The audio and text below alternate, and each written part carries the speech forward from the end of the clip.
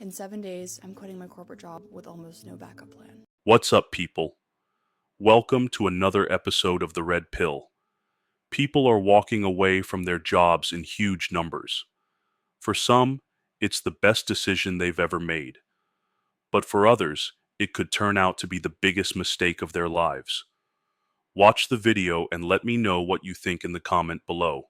In 7 days, I'm quitting my corporate job with almost no backup plan. I know, I get it. Yeah, that sounds actually so insane. Maddie, why are you doing that? Oh, behind closed doors, I have just become an absolute shell of a person. Truthfully, the reason why I stopped sharing altogether is because I couldn't fake it. I was pretending everywhere in life. I was pretending at work that I wanted to be there, pretending that I was excited about the career I was in, but really I was dying on the inside. This is what I've been holding in for so long.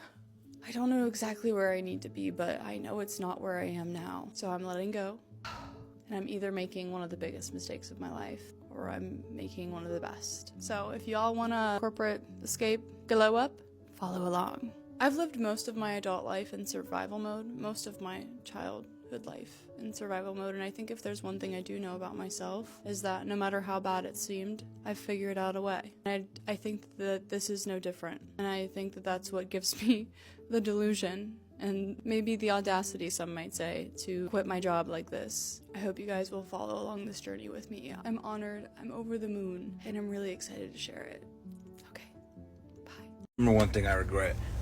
When I quit my 9-to-5 job, I didn't quit how I wanted to quit, how I should have quit, how I imagined I would quit my job. Man, I would have fought my boss.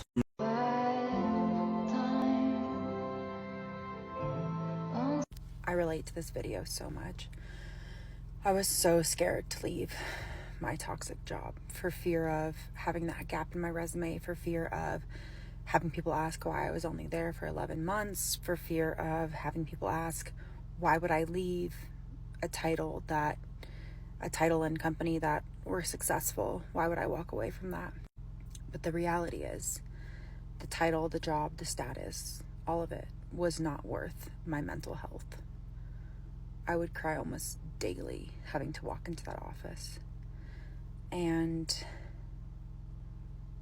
I mean, I blew up my life quitting that job, but I don't regret it at all.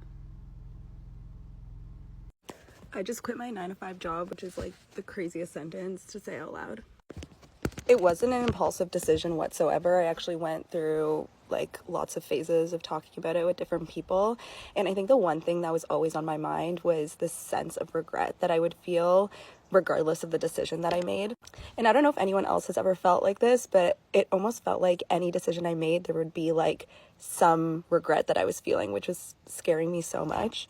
And around the time when I had to make my final decision, I read this 1987 paper, it was so old, called Regret, a Theoretical and Conceptual Analysis by Janet Landman.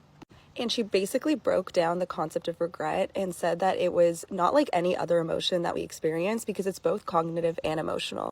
And regret happens when you're comparing your current reality to all of the other possible realities that are out there. I think that a lot of people think of regret as this failure of being rational, but she actually argues the opposite, where it's actually tied to being rational. It's your ability to recognize your choices, opportunities, missed chances.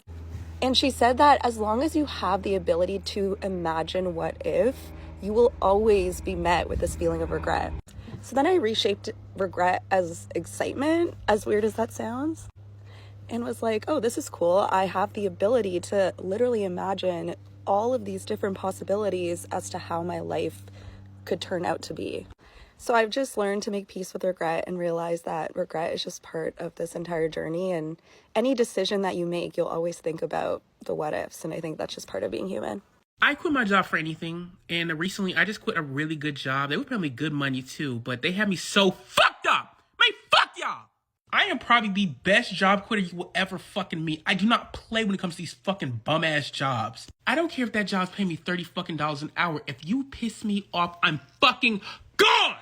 So I used to work at a very popular soda company, a very popular big, when I say big corporation. Probably one of the biggest in the world, right? Y'all probably know what it is. My job specifically was to sit there and stock the shelves. I was a merchandiser. I would have to use my own fucking car, drive to different fucking stores and stock the shelves with whatever the fuck they had in the back. I would have to stock pallets on pallets. It was like 10 fucking pallets, and I would have to do it within that day. And I would have multiple stores a day. I would have to start at 4 a.m. Sometimes I even get home till like 8 p.m. 4 to 8. Are you fucking kidding me? That's no way to fucking live, bitch. So bam, technically I was still in training. I was only there for 3 fucking months. So I don't really give a fuck, bitch. Y'all hoes didn't need me for real. Y'all didn't need me. So I told you I had to go to multiple stores, right? I told y'all that. Bam, all these fucking stores, they would complain on me. They were saying I wasn't doing my job. They were saying, oh yeah, he doesn't do it right. Oh, he was mean to the customer. He said he didn't work here. Like, what the fuck? I don't. Okay, bam. Customers will come up and ask you questions. I don't work for you bitches. I work for this company. I don't know. Oh, do you know what jalapenos are? On the jalapeno aisle. I don't fucking know, bitch. Go ask somebody who works here. And they'd be like, oh, maybe you should try to help them look. Why the fuck would I help? Are you paying me? No, you're fucking not. So get the fuck out of my face. So bam, one day I was in training. Mind you, I was in training this whole fucking time. I was not by myself at all. So the guy I was training with told me to stock the coolers. If you don't know what the coolers is, you ever go to Walmart, in the front by the self-checkout and all the checkout places, there's some coolers with the drinks in there. Bam, that's what I had to stock up. He said, bam, let's get out of here faster. Go ahead and just stock the coolers and we can get up out of here. I said, bet. So I went to go stock the coolers by myself. It was so many coolers, y'all, but it just wasn't enough soda. So I stocked what I could and I went home. Mind you, the guy who I was training with, he looked at them, said they were fine, and we left. As I was leaving, I said, let me get something to eat. So I went to Cookout, got me some food, and I was munching down on some quesadillas. I get a fucking phone call from my manager. Apparently my manager was following me and looking at like the work I was doing. Like he was just like, every store I went to, he would just look at my work. He gonna say, yeah, Sid, we've been getting a lot of complaints about you. We've had numerous conversations with you, this, that, and third. So you need to come back here now. That's what he said now. First of all, bitch, I will fuck you up. Okay, sometimes my mouth does get me in trouble. I tend to overreact a lot. But, you know, when he said now, I quickly asked him really fast, who are you talking to? Because who the fuck were you talking to? He was like, I'm talking to you. And I didn't say this. I said, in my head, I'm like, no, the fuck you're not. He said, go back to that store you were just at and finish restocking it. I said, okay. So what I did was I acted like I was going back to the store. And I drove all the way back to the warehouse, and some white bitches were sitting there. I said, I didn't give a fuck about you hoes. I said, hi. And they was like, hey, how can we help you?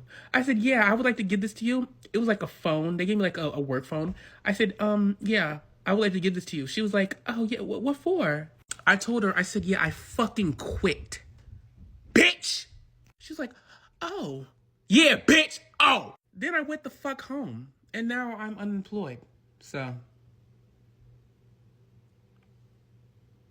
Maybe I overreacted. I should just went back to the store, but I'm happy.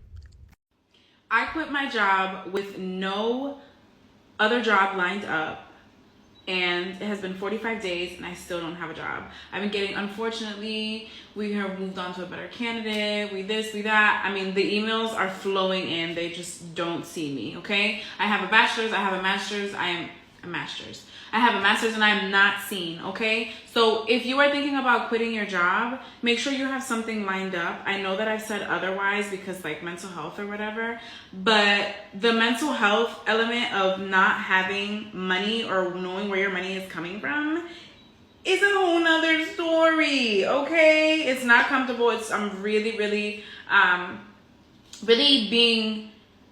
trying to be motivated by faith, but my fear is kicking in. So please, if you know where I can get a job, if you, I don't even know what I'm saying.